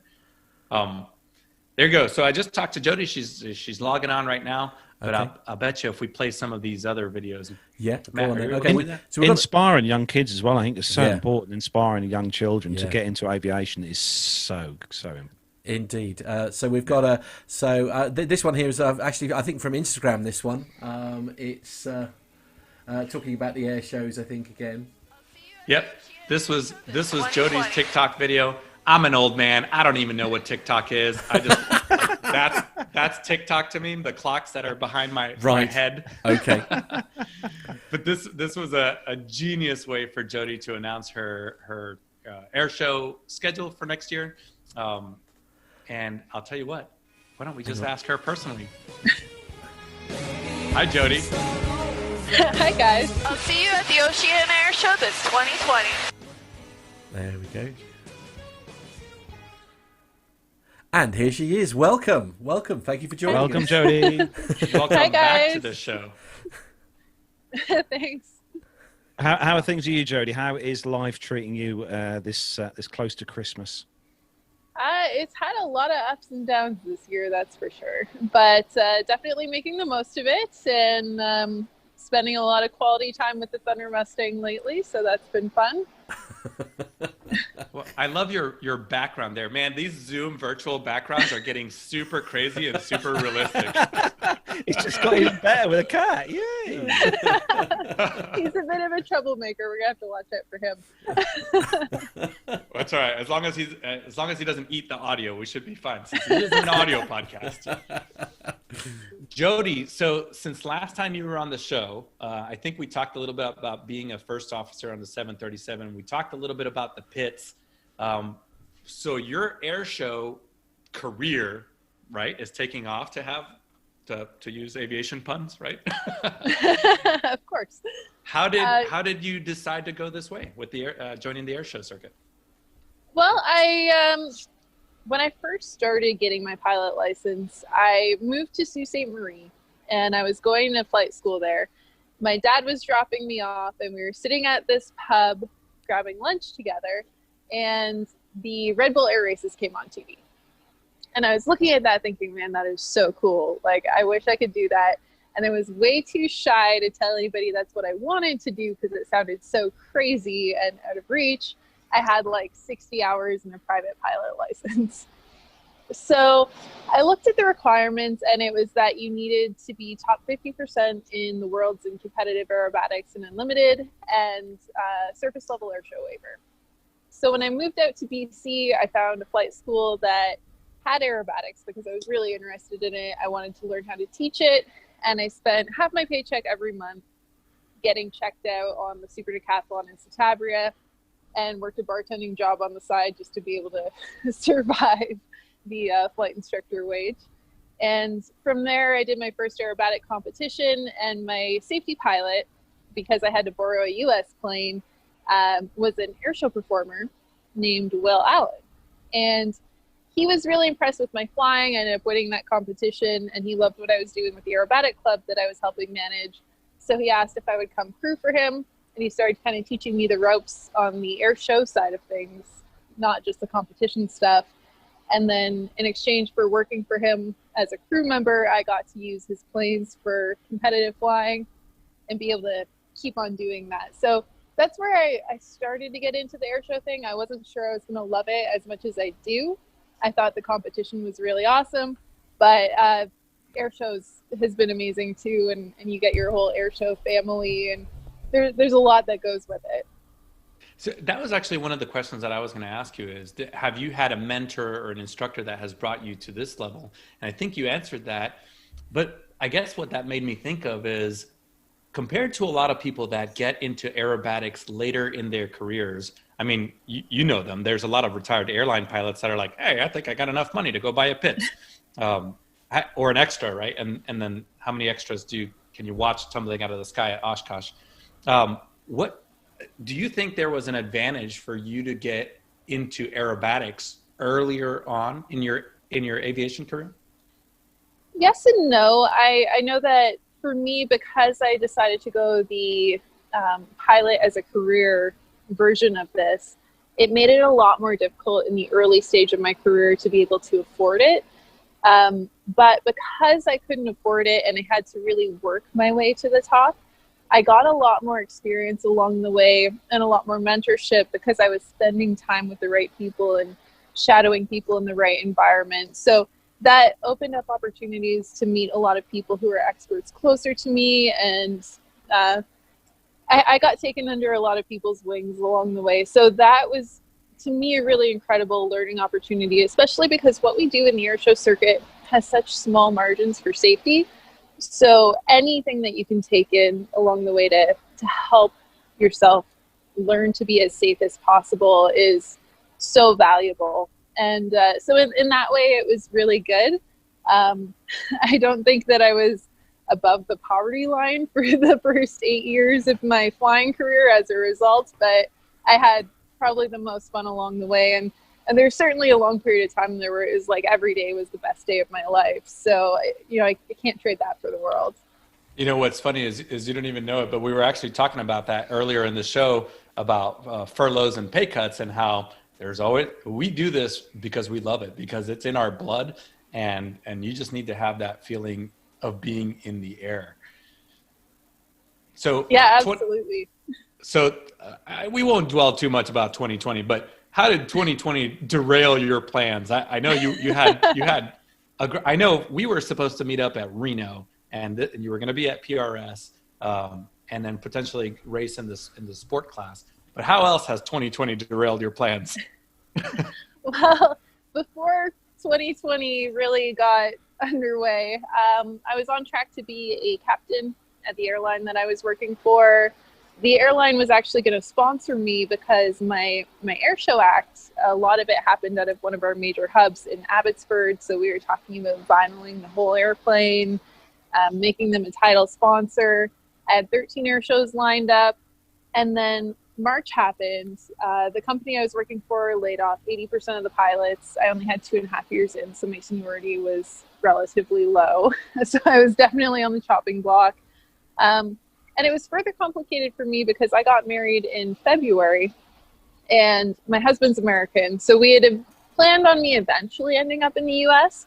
But at that point, if I had taken unemployment and taken the layoff, I would have disqualified myself from immigration. I have to prove I will never be a burden to the US taxpayers. So I had to take the severance package and just try to survive on my savings and the severance package until my immigration went through.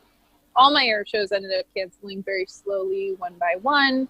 And so I just took it upon myself to figure, okay, well, I've got all this time and I need to find something to do with it to make myself better at the end. So our friend that owns this maintenance shop bought this Thunder Mustang, and I was asking, hey, can I come learn from you on the AMP side of things? And he let me come in the shop and help rebuild the Thunder Mustang, and things kind of escalated from there. And then we're not sure what was happening with Reno, so we decided to make it an airshow plane rather than just a race plane. Okay, so let's go into that. So last time we talked to you, we had played, and I believe it was to episode 238, the episode titled "Smarties and a Glass of Water." So you were in the Citabria back then, and then we just watched the video that went viral of you and the little girl flying, and that was an RV6 or 7. Yeah, that was an RV6. So that was my airshow plane from last season, and one of my my biggest mentor, Ken, that was his granddaughter. So we were all hoping, she might even become a 3rd generation airshow pilot one day, because her dad is also an airshow pilot. And when she met me, I don't know why, she decided she just loved me right away, and she had to go flying with me. And every time I saw her, every single time I saw her, she would come up to me and be, Jodi, can we go flying today? And one day I showed up to do airshow practice, and she was watching cartoons with her grandma on the couch at the airport. And she said, hey, can we go flying today? And I was like, you know what? I think we can. So I called up her dad, and I made her ask him on speakerphone, and he said yes. So she took to it so naturally. I looked at that video, and every time she's not smiling away because we're pulling G's, she's looking at me really critically and following along everything I do, to the point where she actually tried to rotate the plane before we were quite fast enough. And I had to tell her, hold on. And then I started actually showing her, like, this is when we pull. And the second time I went flying with her, she did her own roll and her own loop, and she's just 6 years old. I mean, she's going to be a little prodigy. Oh, that's exactly what we were talking about when we played out the video. We were like, man, we're hoping that we see her at Reno in one of these race planes one day. It's just you expect most children that age, Jodi, to be like freaking out, like, no, I don't want to do this. But she's like, she's just like so, she wants to be there. And I expect that when the time came for you to come back to land, I expect she's quite upset. She was so cute. And the funniest thing about that, when we landed, she wouldn't tell anybody we had gone flying. And people would ask, hey, did you go flying with Jodi? She'd say, nope. Except when her brother went up in the same plane after with her grandpa, and he said, I did 2 loop-de-loops. And she goes, well, I did 3. And I was trying to figure out, why wouldn't she want people to know that she went flying? And I talked to her grandpa, and he told me when his kids told their friends what they did on the weekend, and they go to all these air shows and do all these really incredible things, his friends would think he was a liar. And he'd be like, Dad, no, tell them I really did this. So I think that these kids just have, such an incredible experience, but almost so much so that people don't believe them. And she actually, didn't matter who asked her, she denied going flying unless she had to show her little brother up. Well, Jodi, I want to go back and talk about the airplanes a little bit. So that was in the RV. So you mentioned somehow you and Sean ended up with a Thunder Mustang. Sorry, the audio cut out for a second there. So from the RV, and I know you were flying a Pitts, you and Sean somehow ended up with a Thunder Mustang. So what's the story behind that airplane, and how did you guys decide to turn that into an air show airplane? So that one actually is owned by AI Systems, which is a good friend of ours, his AMP shop. And he was saying, okay, I need a pilot. I want to race it. I got, a pretty good deal on the plane. And he said, between you and Sean already has a ride for Reno. And I had already taken my Formula One ground school, but I had to drop it when I got my 737 ground school the same week as Reno. So he knew I was interested in sport class. And he said, I think you're a lot more marketable than Sean anyway. I agree.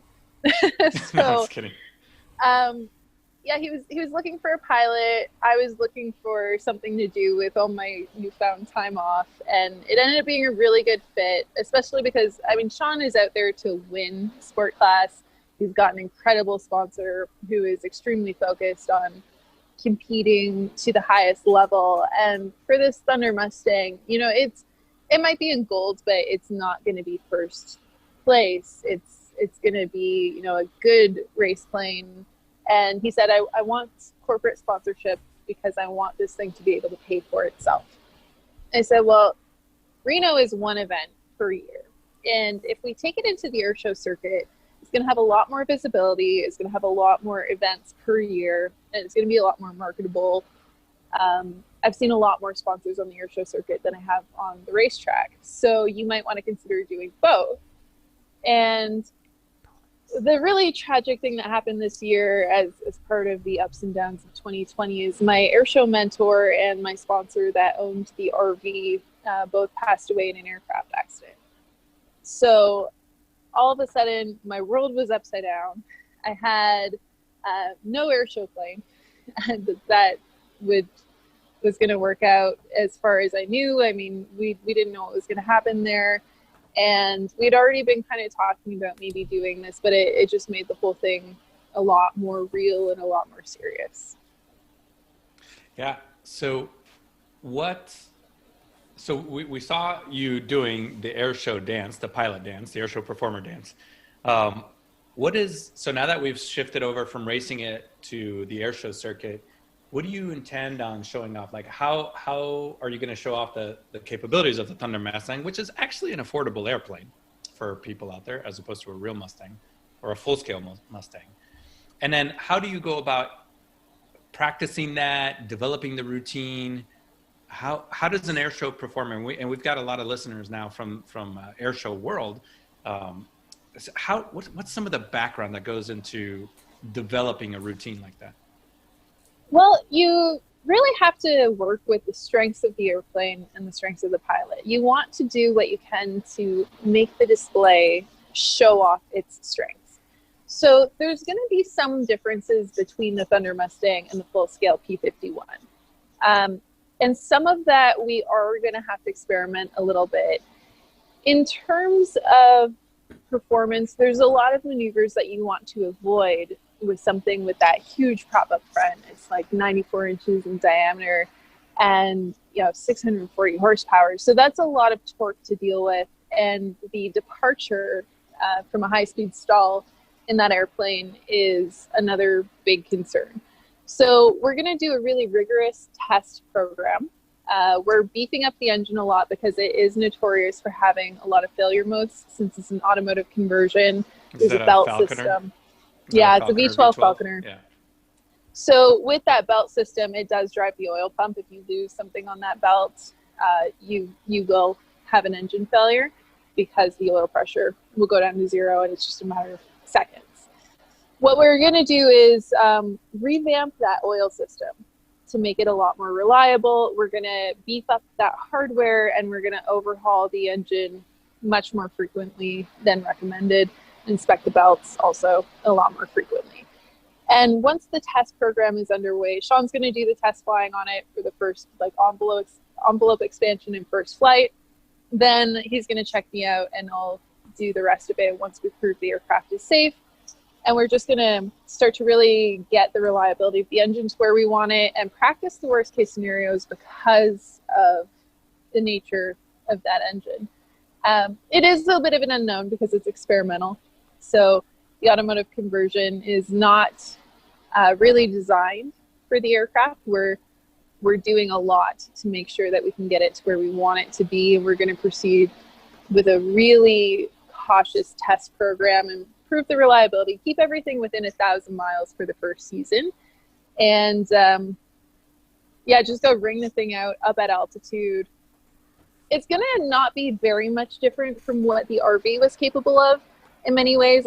We're not going to hammerhead it, things like that. Or it won't be a true hammerhead. It'll be more of like an aggressive wing over type of airplane. So there's some modification that we're going to have to do to play to its strengths. And we're going to just figure out every worst case scenario and build in a lot of safety margin for that airplane. I have no doubt in my mind that you showing up on the air show circuit with a Thunder Mustang, you'll have plenty of sponsors, and you're probably going to be the star of the ramp because everybody loves a Mustang. And especially out at Reno, there's a lot of information from the two Thunder Mustangs that have been racing out there in sport class. So hopefully those guys can help you guys out a little bit. I know Sean can probably reach in.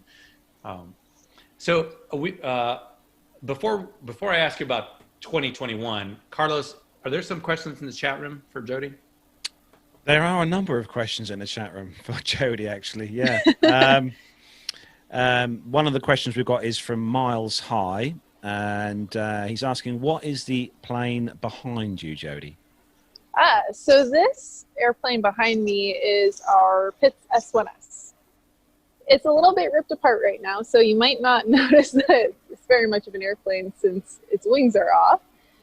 We're in the middle of doing an annual, and we're going to be recovering the wings because we had 40-year-old fabric on it, and we just want to recover it, get it back up to standard, and give it a new paint job for 2021. Lee Davies in the chat room is asking, what's one of the highest Gs you've pulled? Do you know? Probably in the extra 300. That plane's rated for 10. I think we pushed it to about 9.5. But I mean, with Gs, it's also a matter of how long you pull it. So if you pull a really high G for a short period of time, it can actually feel less bad than a prolonged lower G. Have you ever pulled it and gone, nope, enough? Definitely. When I got the Pitts down to Edmonton, we had a really, really rough winter, and I wasn't able to fly for about a month and a half because the weather was so bad. I had this really short weather window of like an hour where it was good, and I took it into the aerobatic box and I tried to make the best use of that time. And what you notice is if you go too hard for too long, you'll actually lose your G tolerance a lot faster. So you'll see tunnel vision a lot sooner. And as soon as you notice that you're losing your G tolerance, it's just time to call it a day and land, even if, you might not get a chance to fly again for a while. I know when I was flying the extra out in England, my instructor did that for me. He demonstrated how little tolerance I had for G's without me knowing it. Lane's got a really interesting question, actually, Jodi, in the chat room. He's asking, would you fly into space given the chance?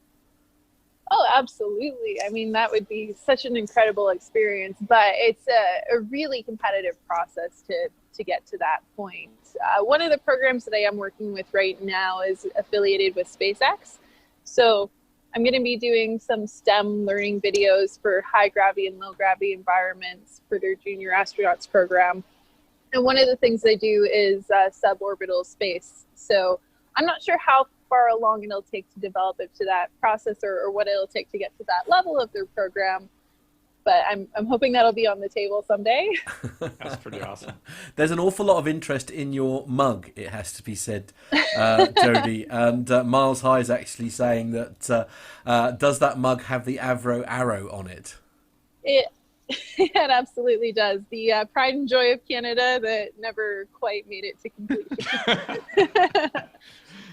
Man, I love aviation podcasts and shows because I'm military and I wouldn't have been able to spot that airplane. I thought it was some kind of MiG. Actually, while we're talking about aircraft and things, Mark Priestley's got a great question in the chat room, and he's saying, "What is your favourite aircraft? Do you have? I mean, obviously you've flown quite a few, but is there one that really jumps out at you as a personal favourite?" The best flying aircraft that I ever flew, and I've been told not all Harvards are this nice, but I think it was like serial number 4, and it was such a straight flying Harvard, and with the momentum it was so stable. And I think when I did aerobatics in the Harvard in that specific one, it was the first time I experienced truly neutral stability. Like if you were on an upline and you set it there, it would just keep on going exactly where you left it. And there's just such a cool flying airplane in it, a really awesome sensation. Actually, Miles High in the chat room asks another good one, Jodi. Have you ever done the maneuver where you fly straight up until you stall and fall backwards? Yes, absolutely. That is called a tail slide. And the Pitts does a really great tail slide. That's one of the things I'm really looking forward to getting back to once we get these wings covered. So hopefully in the next month or so, I'll have her flying again. Awesome. Jodi, I could sit here and talk now. We're going to have beers and scotch and whiskey and cigars at Reno's, hopefully next year, right? Or at PRS in June. See that? No, you see that's not fair because that's excluding the rest of us. That's just rude. Maybe we'll take video and do a segment, and then you guys can see the behind the scenes. Yeah, absolutely. I'm going to hold you to that. There's this much flying and this much just having fun. Right. Okay. But before we ask you our final question, which we've been told by our producer John, on our last episode that you were on, we asked this question and the internet cut out, so we never actually got your answer. Oh no! But before we ask you that, where can people find you on social media? And I know you have an online store now for some swag. So we just launched the website this week. It's jraero.com. And social media, my Instagram, my TikTok are under Quota Filler. And on YouTube, Jodi Rueger, all one word. That's where you'll find a lot of my newest aviation-related videos. And then the Junior Astronauts program for SpaceX, I'll send you guys a link to that. It hasn't quite launched yet. We're going to be starting a blog in the very near future. So if you're interested in learning about some STEM, there'll be a lot of really cool material getting put out there. That's awesome. So here it is, the final question that we always ask everyone. If money was no object and you could fly any airplane in the world, past, present, or future, what airplane would that be? I mean, if they had continued the Avro Aero product, that would have been pretty incredible, just because that is sort of the pride and joy of Canada. And it was really sad to see that program get canceled, but it was really a game changer in the aviation industry. I guarantee that no one we've ever interviewed or will ever interview will have that same answer. I think maple leaves just flew out of everybody's screens. Jodi, it's always awesome to talk to you. I can't wait to see you in person, and best of luck in 2021. Thank you very much. All right. And that's where we need to bring our show to a close as well. Thank you, Jodi, for joining us. Carlos, how can they get in touch with our own program? Yes, don't forget you can get in touch with us for all the social media platforms, Facebook, Twitter and Instagram. Search for us on there, Plain Talking UK. If you want to send your pictures or videos into us, you can through our WhatsApp number, +44 757 2249 and you can have your picture on the green screen like I've got here, or you can have one on the wall behind Matt. Don't forget you can email the show, podcast@plaintalkinguk.com. Also, don't forget to check out the website, all the www.plaintalkinguk.com, and also why not subscribe to our YouTube channel, which you can do. You can get notifications when we go live, and you can help shape the conversation of the show by joining us in the chat room as everyone is this week. Also, you can go to our website and you can grab yourself one of our P2UK t-shirts. They are still available. You can go on the website and get one, and hopefully, I think if I get them off this week, you'll get them before Christmas as well. And you can also treat yourself to a P2UK mug on our shop as well, to do that as well. And also, if you're doing your shopping, if you're going to do your shopping this week, you can do through, like I have this week, through our link, Amazon link. And if you do your shopping through there, we get a small referral fee, which also helps for the show. And if you don't already, you can become a Patreon of the show, where you can become a patron and donate to the show each month. And that also helps to help the show big time, especially this week, because we have got a small bit of new tech in the studio where Matt is this week, which is running a treat, I will say. Good, yes. Don't forget also, on Wednesday just gone, we actually recorded our Christmas show. Still a chance for you to be included in that show. Pop in to us via email or using the WhatsApp number or whatever, a voice message. We'd love to hear your voice, just to wish everybody in the community a Merry Christmas and a Happy New Year. Again, that WhatsApp number, +44 757 2249 That's +44 757 2249 Email address is podcast@plaintalkinguk.com.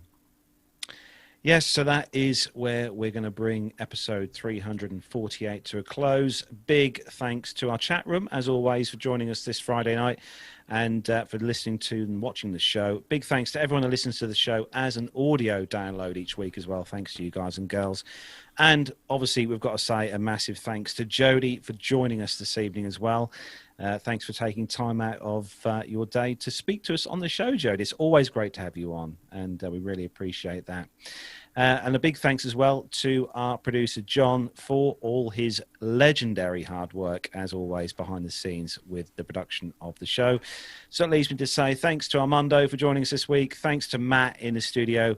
Nev, we missed you, but he will be back next week, hopefully. So from me, Carlos here in my home studio, from Matt in the P2UK Master Suite studio, from Armando in his glorious Charlotte studios, and from Jodi. Take care, everyone. Have a great weekend and see you next week. Bye-bye. Bye, everybody.